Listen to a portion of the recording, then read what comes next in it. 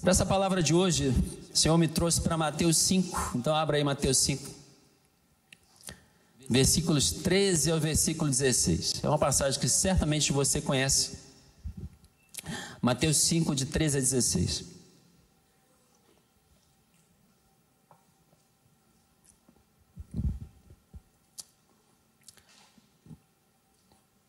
Pode abrir, também está aí na tela, né?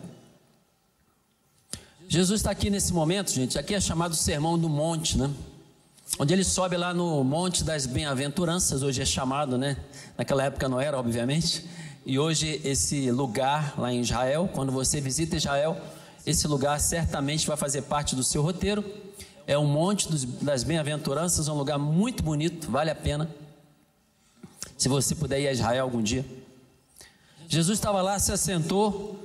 A Bíblia diz que os seus discípulos se aproximam dele, tem uma multidão, os seus discípulos se aproximam dele, aqueles que estão mais próximos se aproximam dele, e Jesus no versículo 13 fala: vocês são o sal da terra, mas se o sal perder o seu sabor, como restaurá-lo?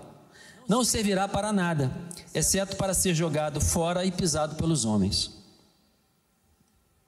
Versículo 14: vocês são a luz do mundo.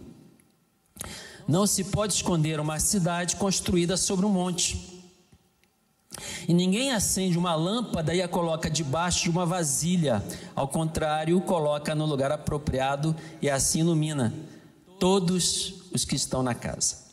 Da mesma forma, brilhem a luz de vocês diante dos homens, para que vejam as suas boas obras e glorifiquem a seu Pai que está nos céus. Vamos orar. Pai, em nome de Jesus, Tua palavra foi lida, Tua palavra é viva, Tua palavra é eficaz, Senhor, e que ela possa nesse momento ser realmente uma espada cortante agora na nossa alma, no nosso espírito. Paizinho, fala agora no nosso coração, no nome de Jesus, no nome de Jesus, amém. Aqui está falando duas coisas, e você já conhece essa passagem, como eu falei, certamente você já ouviu dessa passagem. Eu trouxe aqui, de fato eu trouxe aqui para você lembrar. O que é isso aqui, gente? É um sal, é um saleiro, está na minha mão. Então, Jesus fala dessa substância aí que é o sal. E Jesus afirma o seguinte: vocês são o sal da terra. Vocês estão aqui para trazer um sabor. O que nós fazemos com isso aqui? Nós colocamos onde? Nós colocamos na salada, nós colocamos no alimento, nós colocamos no feijão. E quando falta, o que acontece? Como é que fica o gosto? Eu vi uma historinha na internet. É o seguinte, o cara, quem é casado aqui há menos de 3 meses? Tem alguém aí? Não? Recém-casados, menos de 6 meses, alguém? Todos aqui então já estão na maturidade no casamento. Então,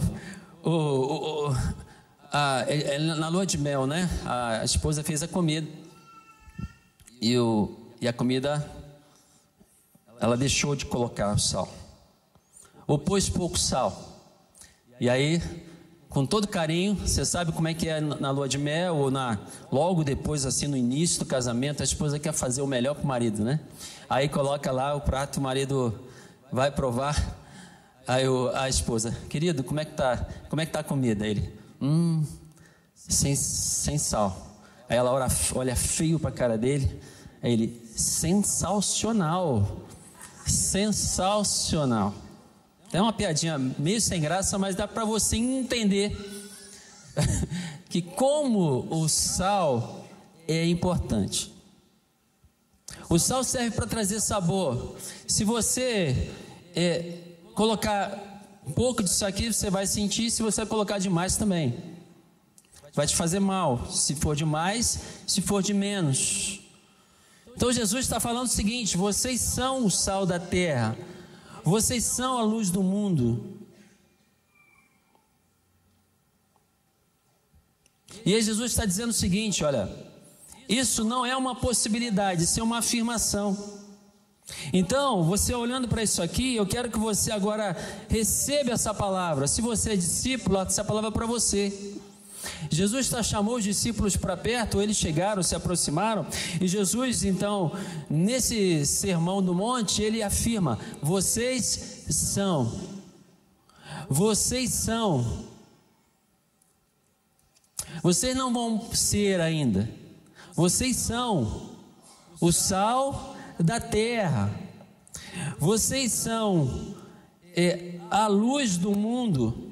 Outra ilustração que Jesus usa, eu vou usar a luz aqui do celular.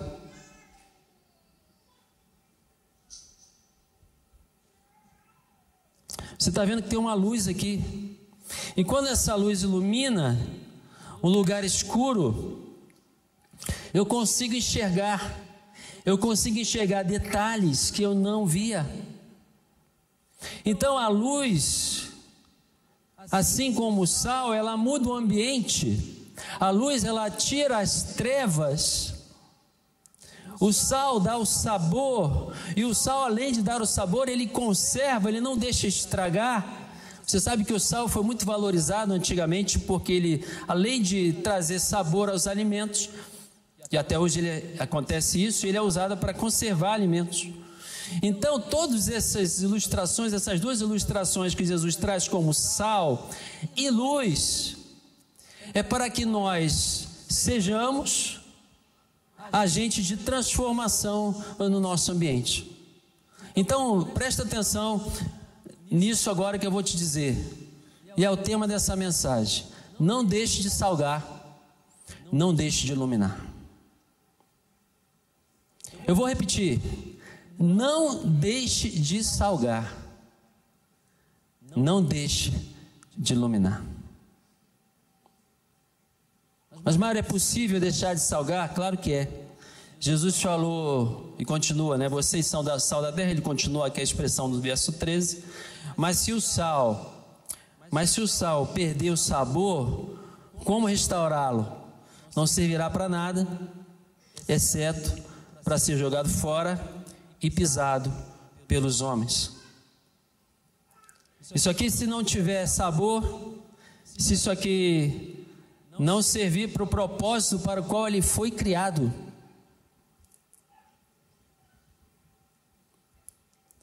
ele não serve mais. Da mesma forma com a luz, Jesus fala assim: olha, ninguém acende uma lâmpada e coloca debaixo de uma vasilha. Ninguém acende uma lâmpada e esconde. Então existem duas afirmações muito sérias aqui. O sal pode perder o sabor, ou pode ser inútil. A luz também pode deixar de exercer influência e deixar de iluminar, deixar de espantar as trevas. Então eu quero te dizer mais uma vez nessa manhã, e você está aqui para ouvir isso, tenho certeza: não deixe de salgar, não deixe de iluminar. Porque vocês foram chamados, nós fomos chamados para trazer sabor. Nós somos chamados para trazer luz. E eu pergunto: como é que está a nossa influência? Como é que está a nossa influência no primeiro ambiente mais próximo da nossa vida? Qual é? A nossa casa. A nossa casa. Como está a influência, meu querido, minha querida, na sua casa, na sua mesa? Está na hora de reavaliar isso. Está na hora de reavaliar isso. Cada vez eu percebo mais que a influência, que a vida com Cristo está relacionada à influência. Totalmente. Quando Jesus fala, vocês são sal e vocês são luz, Jesus está falando, você está aqui para trazer algo diferente. Você está aqui para que, através de você, o meu sabor entre, o meu sabor seja presente, que haja algo marcante, que não seja algo sem sal, nem sensacional. é para ser sensacional.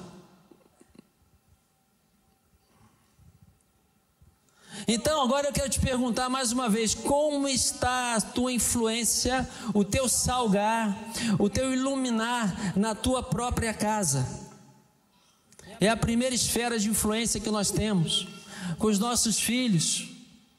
E aqui eu também quero me colocar nesse lugar. Eu preciso melhorar com os meus filhos. Eu preciso melhorar. Eu preciso melhorar na minha mesa. Eu preciso. Será que Deus está falando no teu coração também? Eu tenho um filho que mora aqui comigo. Preciso melhorar. Preciso melhorar com ele. Tem um filho que não mora aqui, está estudando fora, já se formou, né? Está trabalhando fora.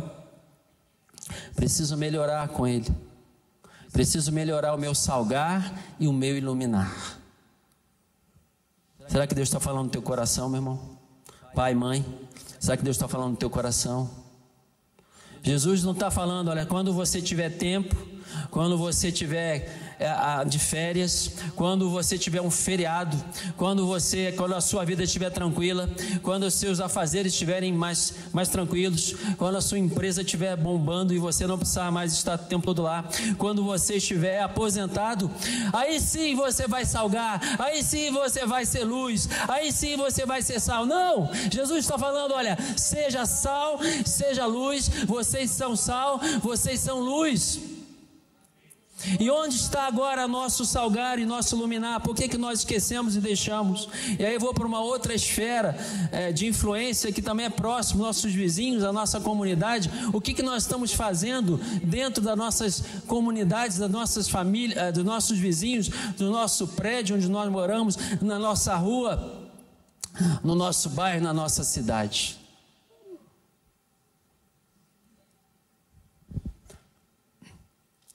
No nosso trabalho, na nossa igreja, existem montes de influência. Pastor Felipe está ensinando sobre isso aí nesses dias de Escola da Palavra. Talvez você esteja assistindo às aulas. Aí nós vamos ampliar nossa esfera de influência para a educação, para a mídia, para a economia, para o governo.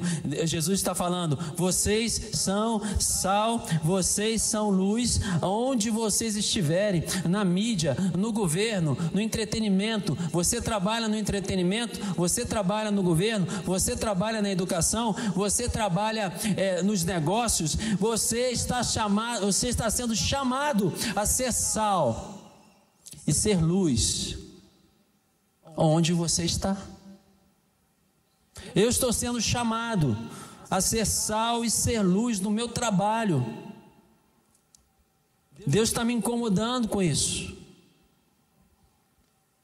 Eu espero que Ele esteja balançando o teu coração agora, o teu espírito. Não podemos mais deixar isso de lado. Nós precisamos avançar. Não deixe de salgar, não deixe de iluminar, não deixe de salgar, não deixe de iluminar. Mário, mas como eu faço isso?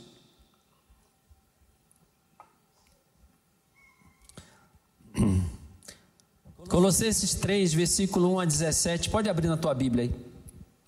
Colossenses 3, 1 a 17, Jesus fala, vocês são sal e vocês são luz. E aqui Paulo vem descrevendo instruções, ou um modo de viver de uma nova vida.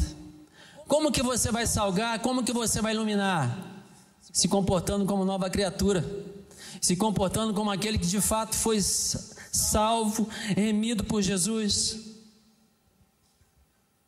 É simples, mas ao mesmo tempo é complicado. É simples, mas ao mesmo tempo é difícil. Então é por isso que a gente está aqui e a gente às vezes repete isso, que a gente precisa estar o tempo todo ouvindo. Vamos lá, Colossenses 3, 1 a 17. Depois se conseguir colocar também. Vamos lá, versículo 1 fala assim, olha: portanto, já que vocês ressuscitaram com Cristo, dediquem-se às coisas que são do alto, onde Cristo está assentado à direita de Deus. Então deixa a palavra de Deus falar ao teu coração nessa hora. Ouça bem com atenção. Pensem nas coisas do alto e não nas coisas da terra, pois vocês morreram e a vida de vocês está escondida com Cristo em Deus. E aí vem o versículo 5 de Colossenses 3. Portanto, façam morrer tudo que pertence à natureza terrena de vocês: imoralidade sexual, impureza, paixão, desejos maus e a cobiça, que é a idolatria. E por causa dessas coisas que vem a ira de Deus sobre os que vivem na desobediência, as quais vocês praticaram no passado quando costumavam viver nelas.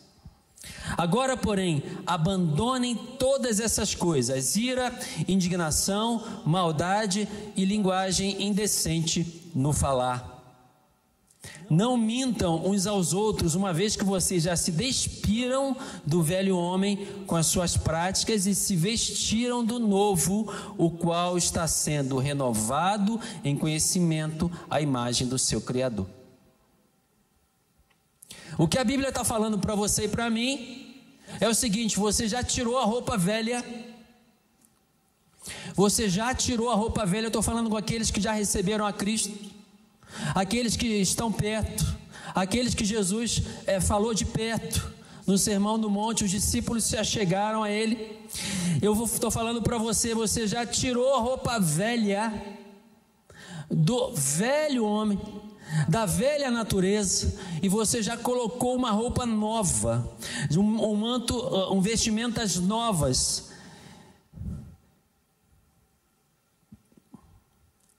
E aí vem o versículo 12: portanto, como escolhidos de Deus, santos e amados, vistam-se de profunda compaixão, bondade, humildade, mansidão e paciência.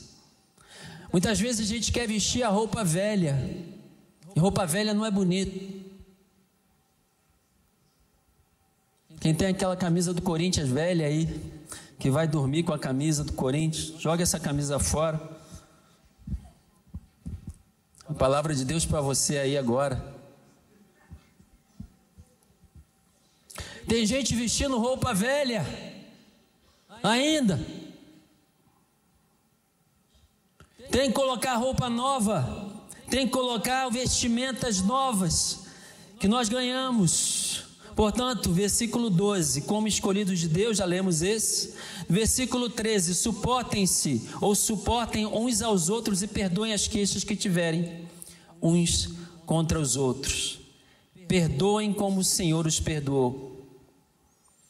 Sobre todas essas coisas, porém, vistam-se do amor, que é o elo perfeito.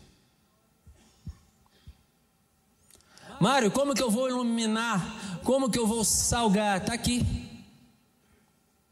Está aqui.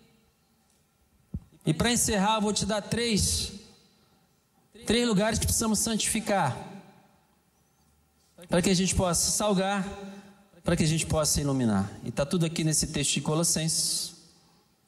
Primeira coisa, eu preciso santificar a minha boca. Eu preciso santificar a minha boca. Palavras puras e palavras que abençoam. Eu quero que você faça uma análise do que você está falando. Eu quero que faça uma análise do que está saindo da sua boca.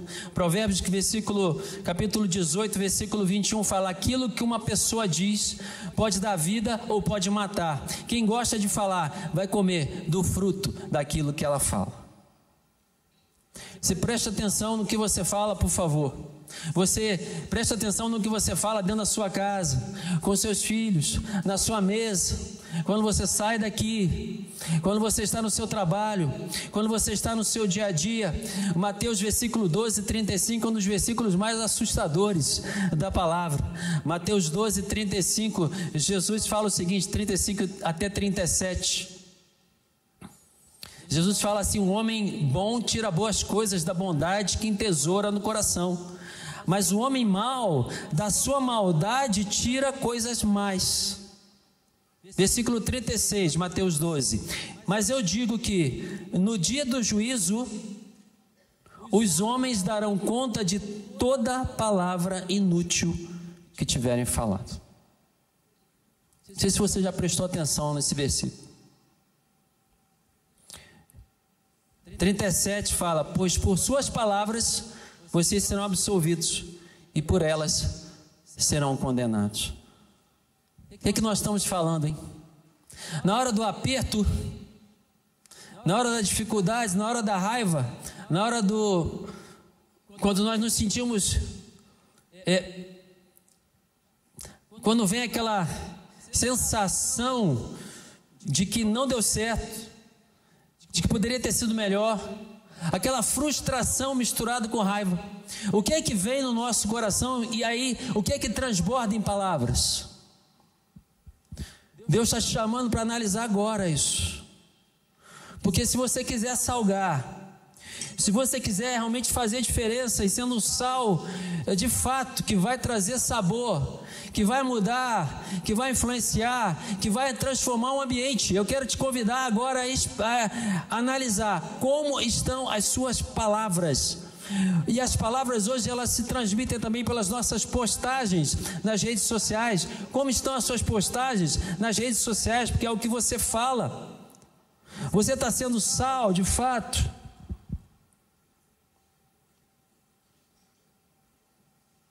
Está trazendo sabor? O que eu estou falando? Pai, me ajuda a falar aquilo que abençoa. Pai, transforma meu coração. Pai, eu quero ser diferente. Eu tenho dificuldade, eu tenho bastante dificuldade quando eu estou com raiva. Eu tenho bastante dificuldade quando eu estou irritado, quando eu estou contrariado. Saem da minha boca palavras ríspidas, saem palavras que muitas vezes ofendem pessoas. Se eu não cuidar, se não pedir, Espírito Santo, controla meu jeito, controla meu temperamento. Pai, me ajuda. Talvez seja isso que você tem que pedir nesse momento. Pai, me ajuda. Toca com a tua brasa viva nos meus lábios. Você lembra de Isaías? Isaías estava lá, ele teve uma experiência tremenda com Deus. Profeta Isaías. Mas Isaías falou: olha, eu estou perdido, porque eu sou um homem de lábios impuros. Eu estou habitando no meio de gente que fala besteira. Eu estou habitando no meio de gente que só fala palavrão. Eu estou habitando no meio de gente que não cuida dos lábios. Eu estou perdido aqui no meio de tanta santidade. Mas Senhor, me ajuda. E aí diz que o anjo toca com brasa viva nos lábios de Isaías.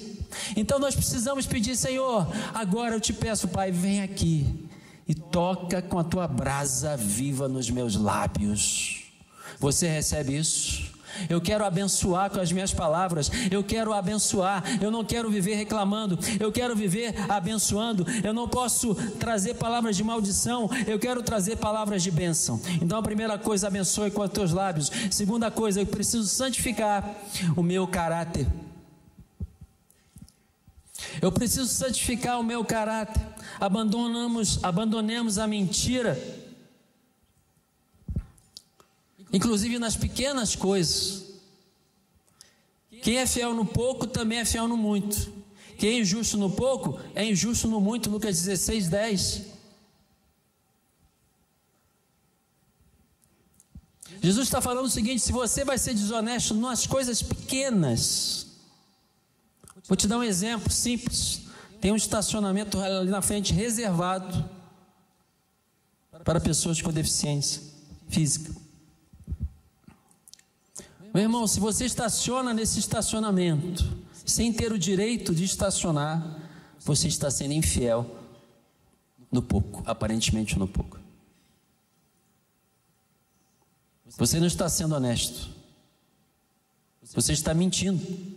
Você está dizendo: eu tenho direito de estacionar aqui, quando eu não tenho. Então nós precisamos santificar o nosso caráter, nas pequenas coisas, nas pequenas escolhas, nas pequenas decisões do dia a dia, nas pequenas decisões do trabalho, naquelas pequenas mentiras que parecem que não vão ter nenhuma consequência. Nós precisamos santificar o nosso caráter. Quando nós somos fiéis no pouco, Deus nos coloca no muito, porque Ele sabe, o meu filho, ele é fiel, ele é honesto, ele tem caráter, ele é íntegro no pouco, então eu vou colocá-lo também no muito, para administrar o muito, porque eu sei do coração dele. Você está entendendo isso?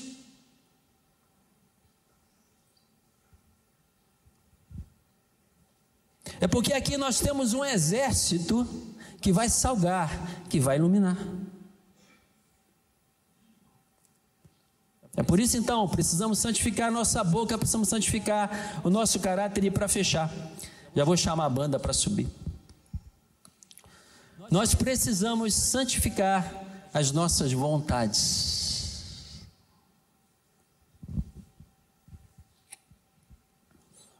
O pastor Mário, que palavra dura é essa? Por que eu vim agora de manhã, né? Por que eu acordei cedo? Nós precisamos santificar as nossas vontades. Deixar de querer a minha vontade primeiro. Eu primeiro. Deixar de dizer, não, a última palavra tem que ser a minha. Lá em casa, eu sempre venço a discussão, porque a última palavra é minha. Filipenses 2, 3, 8, de 3 a 8, Filipenses capítulo 2, versículos de 3 a 8, abre aí na tua Bíblia, a gente já está encerrando.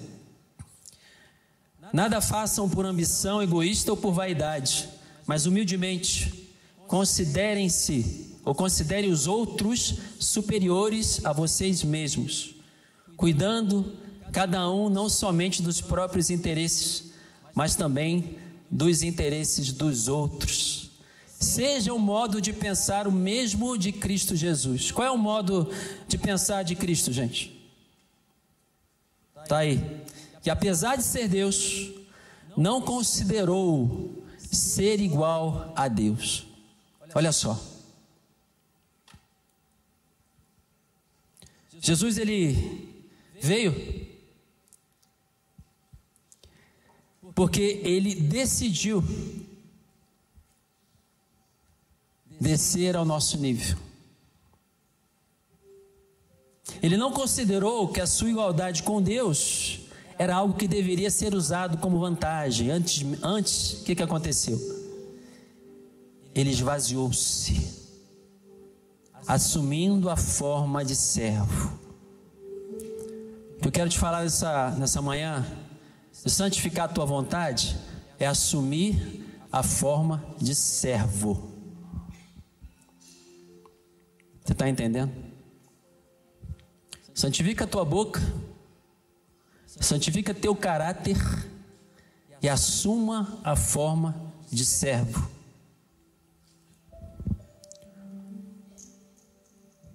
Assim você vai continuar salgando. Sal. Trazendo sabor onde você está. Assuma a forma de servo no teu trabalho, na tua casa, com a tua esposa, com o teu marido. Quantos casamentos seriam automaticamente restaurados se o marido assumisse a forma de servo diante da esposa? E da mesma forma a esposa assumisse a forma de serva diante do marido? Quantos problemas nós evitaríamos nos nossos relacionamentos? E aí diz, tornando-se semelhante aos homens, sendo encontrado em figura humana, ele humilhou-se e foi obediente até a morte, e morte de cruz. Você pode ficar de pé? A gente vai adorar a Deus. E oro para que o Espírito Santo esteja aí, mexendo no teu coração. Sal e luz. Não deixe de salgar. Não deixe de iluminar.